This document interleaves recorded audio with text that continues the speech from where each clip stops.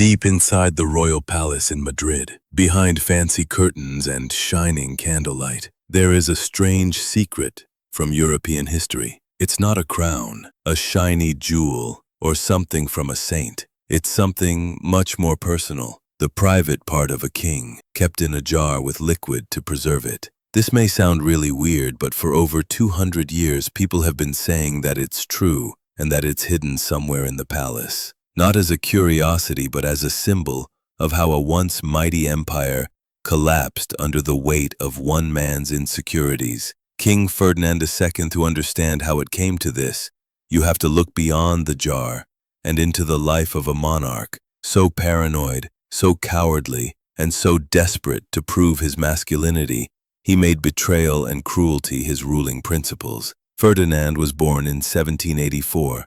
Into a Spain that had already begun its decline. The once dominant empire had lost its grip on the Americas. The navy had been shattered by Britain. The economy was a mess, and Napoleon's France was casting a long shadow across the Iberian Peninsula. Even as a child, Ferdinand stood out, not for bravery but for weakness. He feared confrontation, he plotted in the dark, and most of all, he loathed his father, King Charles IV. By his late 20s, Ferdinand was secretly writing to Napoleon himself, asking for help to overthrow his own parents. This would be the first betrayal. It wouldn't be the last. In 1808, Ferdinand got what he wanted, the throne, but it lasted barely 2 months. Napoleon, playing the Spanish royal family like pieces on a board, summoned both Ferdinand and his father to Bayonne, France. There, in a humiliating scene etched into history, Ferdinand surrendered the crown, not to his father,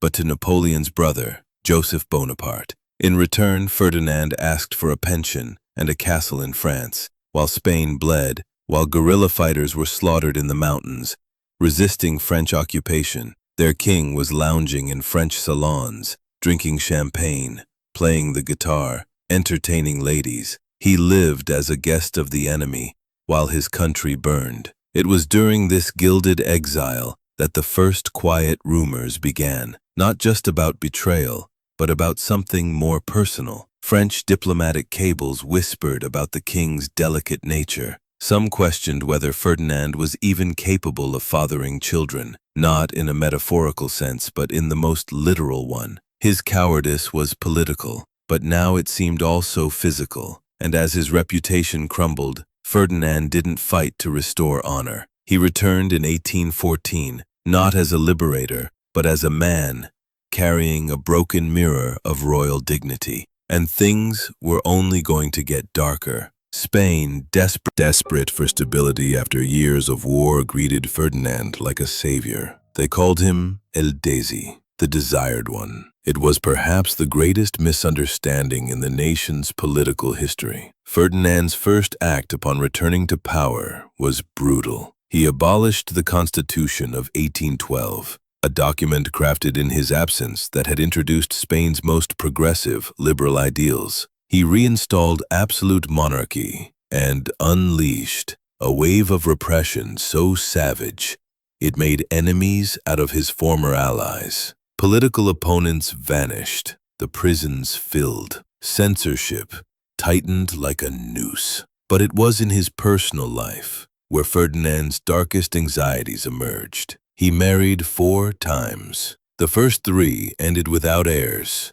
and with a rising chorus of ridicule from across Europe. His first wife, Maria Antonia of Naples, died childless after 4 years of marriage. Some whispered it had never been consummated. His second wife, Isabel of Banza, was young, beautiful, and intelligent, but also died without producing a child. His third, Maria Joseph of Saxony, endured 7 years of fruitless attempts to conceive. Prayers were offered, doctors summoned, pilgrimages made, all to no avail. Behind palace doors, the rumors sharpened. Foreign diplomats wrote with unusual directness, "The King of Spain might be physically incapable of having children." That failure wasn't just personal, it was dynastic. And for a man obsessed with power, that was worse than treason. By the late 1820s, Ferdinand had become the object of open mockery among Europe's elite. Satirical pamphlets circulated in Madrid, joking about his impotence.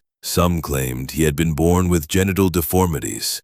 Others hinted at a disease or injury that had rendered him sterile. The pressure mounted not only on Ferdinand, but on the monarchy itself. Spain needed an heir. The absence of a son threatened a succession crisis. The king, now visibly aging and deteriorating in health, faced the collapse of everything he stood for. In 1829, at 45 years old, Ferdinand entered into a final desperate marriage. His fourth wife was Maria Cristina of Bourbon, his niece, 23 years his junior. The match was not born of affection, but of urgency. If he couldn't produce an heir, now Spain risked civil war. To everyone's shock, Maria Cristina became pregnant almost immediately. In 1830, she gave birth to Princess Isabella. 2 years later, another daughter followed, Luisa Fernandez.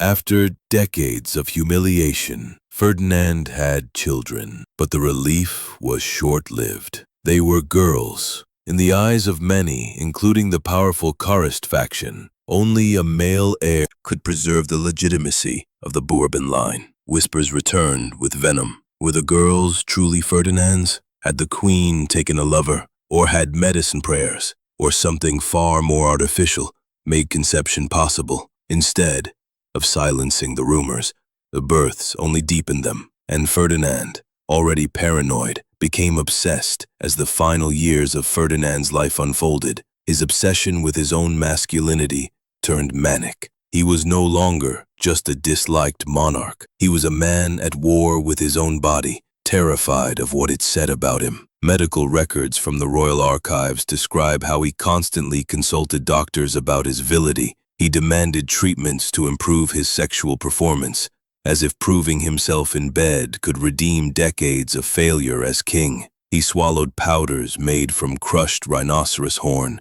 He drank elixirs brewed from exotic plants. He commissioned physicians to import rare aphrodisiacs from the American colonies. If something promised potency, he tried it, but none of it gave him what he truly wanted: validation. Every political insult, every public criticism, he interpreted not as a challenge to his rule, but to his manhood, and he responded with increasing cruelty. Critics were exiled, tortured, or disappeared. His temper swung from morose silence to explosive rage. Ferdinand, always insecure, had become a man consumed by fear. Fear that history would remember him not as a king, but as a joke. Fear that even in death, his legacy would be mocked for what he lacked, not what he had done. In truth, Spain was no longer afraid of him. They were exhausted by the repression, the instability, the grotesque spectacle of a monarch unraveling in public. And behind the palace doors, something even stranger was being prepared. In September 1833,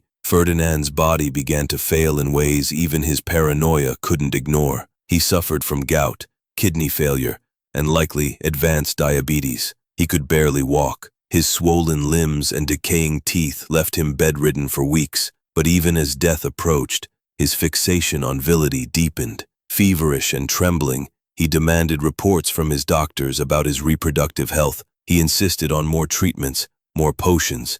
He spoke of heirs as if he still had time. His court, weary and grim, watched in silence as the king spiraled into delusion. Then came the decision that would turn Ferdinand from a disgraced monarch into a whispered legend. According to multiple accounts, hidden in archives, scrolled in personal letters, and repeated in palace gossip, Ferdinand issued an astonishing order as his organs began to shut down. He demanded that after his death, one part of his anatomy be preserved, not his heart, not his brain, his genitals. Why? The theories vary. Some say he believed it would prove he was a true man after all. Others say it was an act of morbid defiance, a final gesture to silence his enemies. Or perhaps it was just madness. What's more unsettling is that the order was reportedly carried out after Ferdinand's death. Servants removed the organ, placed it in a glass jar, and sealed it in alcohol. And so, a monarch's final legacy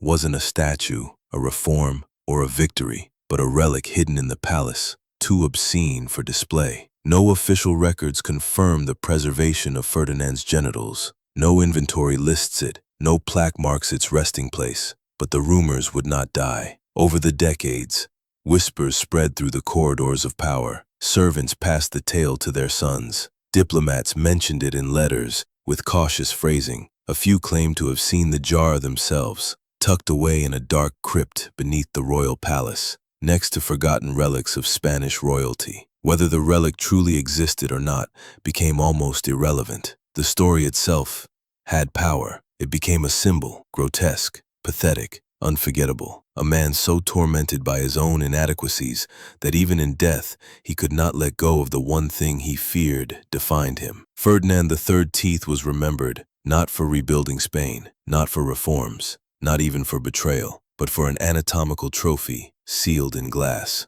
And yet the story of the jar is more than macabre rumor. It captures something essential about the man and his reign. A king obsessed not with service, but with ego, not with nationhood, but with legacy, not with honor, but with proof. Spain had endured centuries of war, conquest, empire, and in the end, the man meant to lead them into renewal left behind nothing but scandal, resentment, and shame. The empire had crumbled, and at its center had stood a king, consumed by the fear of not being man enough to hold it together. Ferdinand's death in 1833 did not bring peace to Spain, only confusion and conflict. With no surviving sons, succession passed to his daughter Isabella, still a toddler. But not everyone accepted a female monarch. His brother Carlos claimed the throne for himself, insisting that no woman could rule Spain. Thus began the Carlist Wars, brutal, bloody conflicts that tore the country apart for decades. The seeds of that civil war had been planted by Ferdinand himself,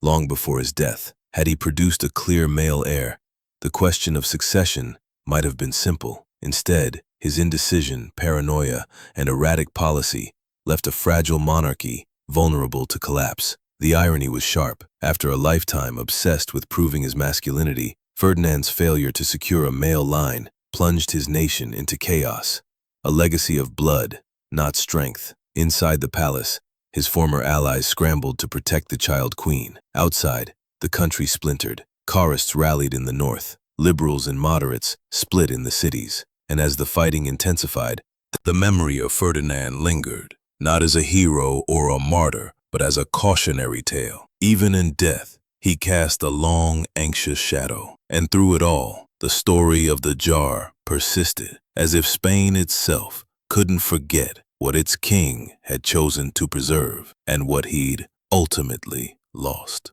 As Spain spiraled into civil unrest, historians and courtiers alike struggled with how to remember Ferdinand. Official portraits showed him in regal poses, robes, crown, sword, symbols of power he never truly earned. But beyond the paintings, a darker image had taken root. Among the political elite, the tale of the preserved organ was repeated with a mixture of discomfort and fascination. Some used it as a metaphor, a grotesque reflection of how far the Spanish crown had fallen. Others treated it like scandalous folklore, retold in hushed voices over brandy. In aristocratic salons, writers and sadists, particularly from outside Spain, found in Ferdinand a figure ripe for ridicule. He was the failed monarch who betrayed his father, surrendered his throne, and became obsessed with his own manhood as his empire collapsed. In France and Britain, he was portrayed in caricatures as bloated, insecure, half king, half fool. The more scandalous journals even published suggestive sketches of the infamous jar, mocking both the man and the monarchy he left behind. But while Europe laughed, Spain bled. The Carlist Wars dragged on with no clear victor. The country remained fractured, its royal legacy poisoned by decades of mistrust. And at the center of it all lay Ferdinand, a man who had feared history would forget him, yet ensured it would never look away. His body was buried in royal tombs, but his myth remained preserved in rumor. Nearly 2 centuries later, the name Ferdinand III evokes little pride in Spain. He is not honored with grand avenues or triumphant statues. His reign is remembered instead as an era of failure, of betrayal, repression, and national humiliation. But the story of the jar still lingers. Modern historians debate its truth. Some dismiss it as palace gossip spun into legend. Others quietly admit there's just enough documentation, just enough silence in the official records to make it plausible. A jar, a relic, a secret, buried deep beneath the royal stones of Madrid. And perhaps that's the most fitting end for Ferdinand. He lived, obsessed with legacy, but left none worth celebrating. He feared being seen as weak, and ensured he'd be remembered only for weakness. He ruled a kingdom but couldn't master himself. Spain survived him, but barely. The empire that once spanned continents shrank into turmoil. His obsession with virility didn't protect his throne. It ignited a war. His daughters would rule, but under siege. His memory etched not in gold or marble, but in a whispered grotesque. Somewhere in a crypt, they say a jar remains sealed, suspended, forgotten, but never entirely. And whether it holds truth or myth, one thing is certain. No other king in Europe left behind something so human, so fragile, and so tragically revealing. A body may die, an empire may fall, but shame lasts.